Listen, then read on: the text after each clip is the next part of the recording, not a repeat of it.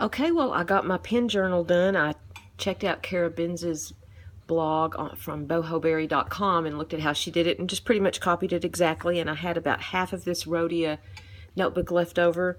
So here's my little index of the ones I've gotten done so far. And that's going to be page 2 of my index. So I did my name of it, what pen I had it in, and then I did the smear test, the drip test to see how it holds up if you spill water on it or something. And I also used Goulet Pens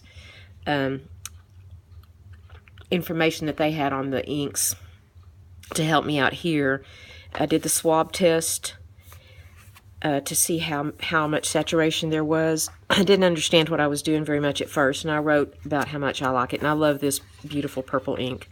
It's Noodler's ink. Most of my inks are Noodler's ink, and it's North African Violet. It's one of those V-mail inks.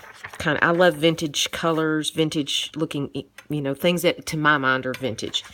Anyway, this is the X Feather, which I think everybody should have because it absolutely does not feather, if it will ever dry.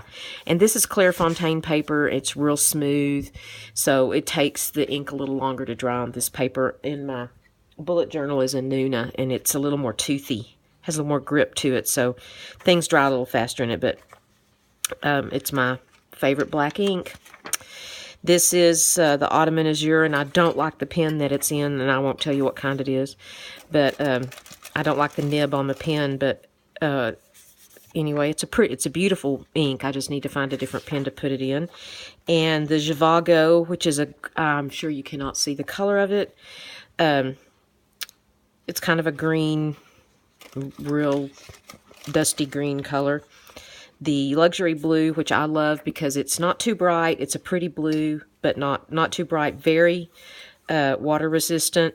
Dries pretty fast. Well, in a different book it would. Then this is I can't say it. It's Forest Green in Japanese. The Pilot ink. And I don't love this color, but I love this ink. It's just expensive. This is in a TWSBI stub nib, so it's probably a little easier for you to see. Most of my pens are extra fine or fine nibs because I write really, really small. This is the Diamine Purple Pizzazz, and I don't know if you can see it's sparkly. Not very water resistant though, and it's in a TWSBI stub nib too. Then the Noodler's Brown, which I think is just the most beautiful brown. It's just brown, but it's soft, very water resistant, so you could like watercolor on top of this. Another one I can't pronounce, but it's Old Man Winter in English, and look how soft and beautiful that gray color is. It's my favorite gray. It's like I'll never buy another color of gray, probably. Then this is another Pilot ink that I can't pronounce, Chiku Rin Bamboo Forest, and I love it. It's kind of got a vintage feel to it, but it's a bright green, not as green as those my other greens. I like it. One of my very favorites, Noodler's Black Swan Australian Roses. This is the most beautiful ink. It shades, not in the swabs, but when you're writing with it, it shades to black. It's so pretty.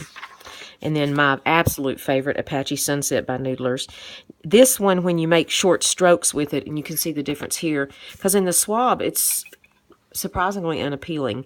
But when you make short strokes with it, you can see that it will fade all from yellow to red, like in the sun. Anyway, I love this ink. It is a little dry to write with, though.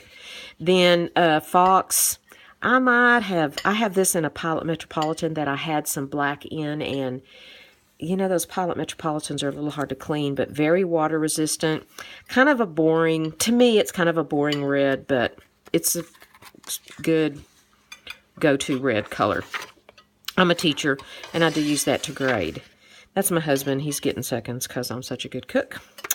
This is the L. Lawrence Port of Aqaba, and this is lubricated ink, and I've read some people think it's ridiculous to have lubricated ink, but anyway, I didn't buy it because it's lubricated. I bought it because of that color. It's beautifully shaded. Now, it's very saturated here, but you can see it shades from brown to black. I hope you can see, but you can't even tell that I put water on that.